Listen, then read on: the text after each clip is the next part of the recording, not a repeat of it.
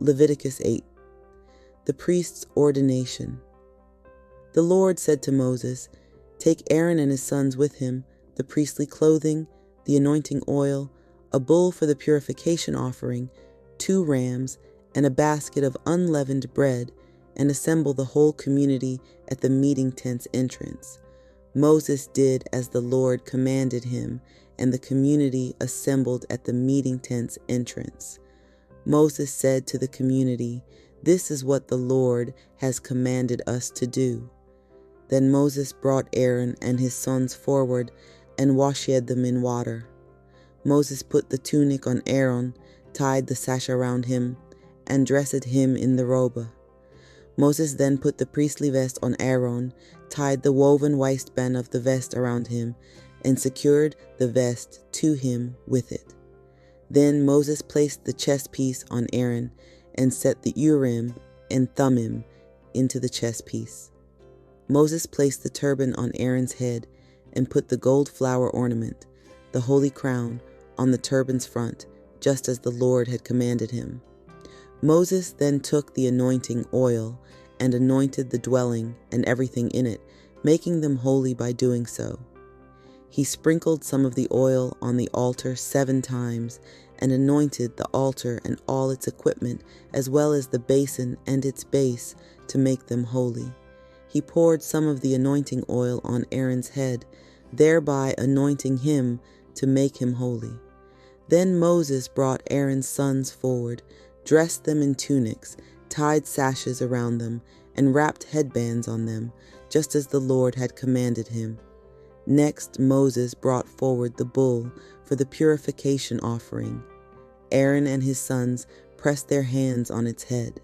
Moses slaughtered it, then took the blood and, using his finger, put it on all of the altar's horns, purifying the altar.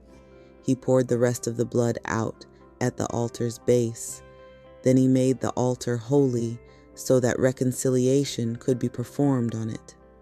Moses removed all the fat that was around the insides, the lobe of the liver, the 2 kidneys and their fat, and he completely burned it on the altar. But the rest of the bull, including its hide, its flesh, and its dung, he burned with fire outside the camp, just as the Lord had commanded him. Then Moses presented the ram for the entirely burned offering, and Aaron and his sons pressed their hands on its head.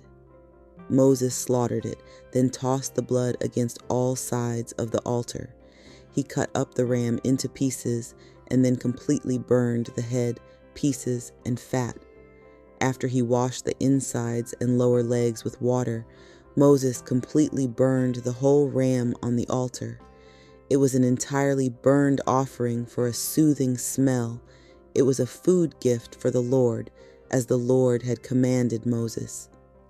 Moses then presented the second ram, the ram for ordination, and Aaron and his sons pressed their hands on its head.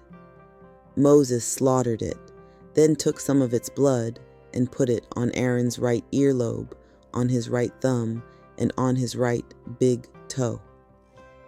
Then Moses brought forward Aaron's sons and put some of the blood on their right earlobes, their right thumbs, and their right big toes. Moses tossed the rest of the blood against all of the altar's sides. Then he took the fat tail, all the fat that was around the insides, the lobe of the liver, the 2 kidneys and their fat, as well as the right thigh. From the basket of unleavened bread that was before the Lord, he took 1 loaf of unleavened flatbread, 1 loaf of flatbread made with oil, and 1 unleavened wafer, and he placed these on the fat pieces and on the right thigh. Moses set all of this in Aaron's and his sons' hands, then lifted them as an uplifted offering before the Lord. Next, Moses took this out of their hands and completely burned it on the altar, along with the entirely burned offering. This was an ordination offering for a soothing smell. It was a food gift for the Lord. Next, Moses took the breast from the ram for the ordination offering and lifted it as an uplifted offering before the Lord. It belonged to Moses as his portion, just as the Lord had commanded him. Moses took some of the anointing oil and some of the blood that was on the altar and sprinkled it on Aaron and his clothes, and on his sons and their clothes as well. In this way, Moses made holy Aaron, his clothing, and Aaron's sons and their clothing. Moses said to Aaron and his sons, "Cook the meat at the meeting tent's entrance. You may eat it there along with the bread that is in the basket of the ordination offering, just as I was commanded. Aaron and his sons can eat it. But you must burn whatever is left over of the meat and bread with fire. You must not leave the meeting tent's entrance for 7 days until the period of your ordination is completed, because your ordination takes 7 days. What was done today was commanded by the Lord to make reconciliation for you. You must stay at the meeting tent's entrance for 7 days, day and night, observing the Lord's requirement so you don't die, because that's what I was commanded." Aaron and his sons did everything the Lord commanded through Moses. Leviticus 9, the priest's initiation.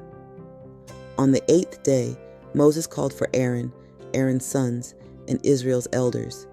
He said to Aaron, "Take a young bull from the herd as a purification offering and a ram as an entirely burned offering, both flawless animals, and bring them before the Lord. Then tell the Israelites, take a male goat as a purification offering, a young bull and a sheep, both 1-year-old flawless animals, as an entirely burned offering, an ox and a ram as a well-being sacrifice before the Lord, and a grain offering mixed with oil, because today the Lord will appear to you." They brought what Moses had commanded to the front of the meeting tent. Then the whole community came forward and stood before the Lord. Moses said, "The Lord has ordered you to do this so that the Lord's glorious presence will appear to you." Moses said to Aaron, "Come up to the altar and perform your purification offering and your entirely burned offering, making reconciliation for yourself and the people.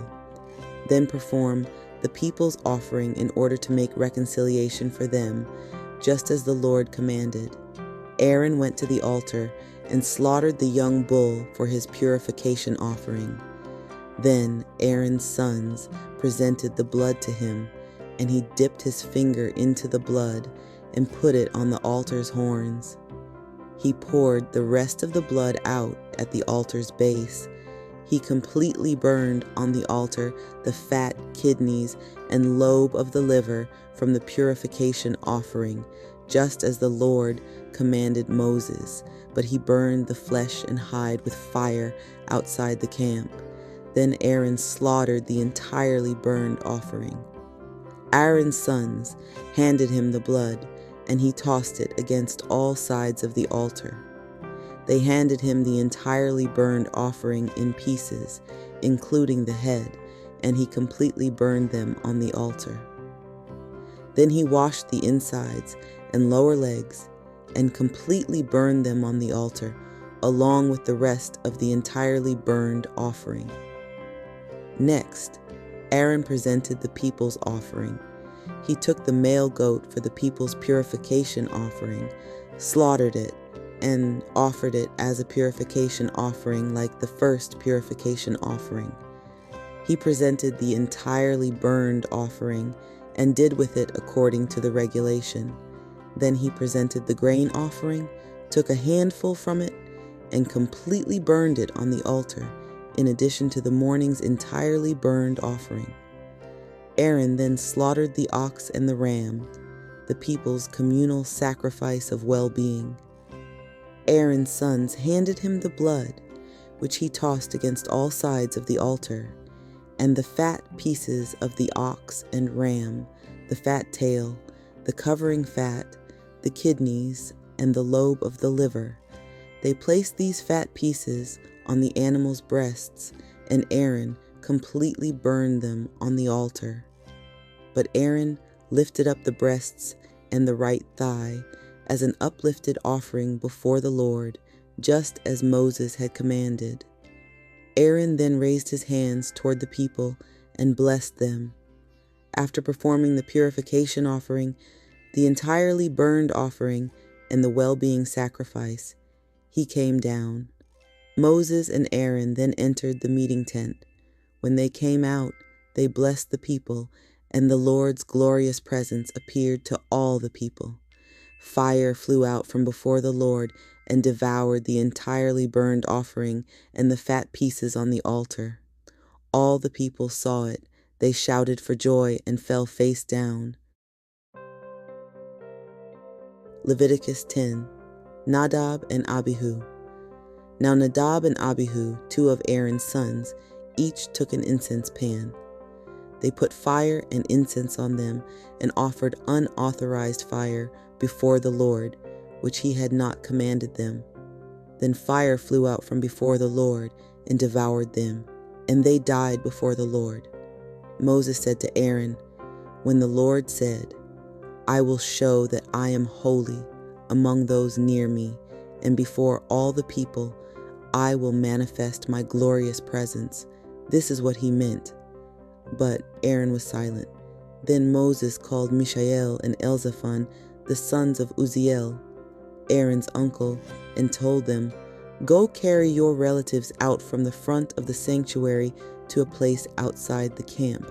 So they went forward and carried Nadab and Abihu out by their tunics to a place outside the camp, just as Moses had ordered. Moses then said to Aaron and his sons, Eleazar and Ithamar, "Don't dishevel your hair and don't rip your clothes into pieces, or you will die and bring anger upon the whole community. Your family, all of Israel's house, will mourn the burning the Lord has done. But you must not leave the meeting tent, or you will die, because the Lord's anointing oil is on you." So they did what Moses ordered.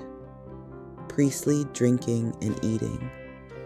The Lord said to Aaron, "Both you and your sons must not drink wine or beer when you enter the meeting tent, so that you don't die. This is a permanent rule throughout your future generations, so that you can distinguish between the holy and the common, and between the unclean and the clean, and so that you can teach the Israelites all the rules that the Lord spoke to them through Moses." Moses then told Aaron and his remaining sons, Eleazar and Ithamar, "Take the grain offering that is left over from the Lord's food gifts and eat it unleavened next to the altar, because it is most holy. You must eat it in a holy place, because it is your portion and your son's portion from the Lord's food gifts, as I have been commanded. You must eat the breast for the uplifted offering and the thigh for the gift offering in a clean place, both you and your sons and daughters. These things are designated as your portion and your children's portion from the Israelites' communal sacrifices of well-being. The Israelites must bring the thigh for the gift and the breast for the uplifted offering, along with the food gifts of the fat pieces, to be lifted up as an uplifted offering before the Lord. These will belong to both you and your children as a permanent portion, just as the Lord has commanded." Then Moses asked about the male goat for the purification offering and discovered that it had already been burned.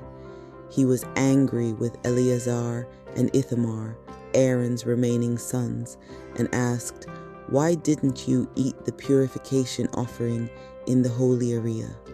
It's most holy, and it was assigned to you for bearing the community's punishment by making reconciliation for them before the Lord. Since its blood wasn't brought into the sanctuary's interior, you were to have eaten it in the sanctuary, just as I was commanded." "Look," Aaron said to Moses, "today they offered their purification offerings and their entirely burned offerings before the Lord, but these things still happen to me. Would the Lord have approved if I had eaten a purification offering today?"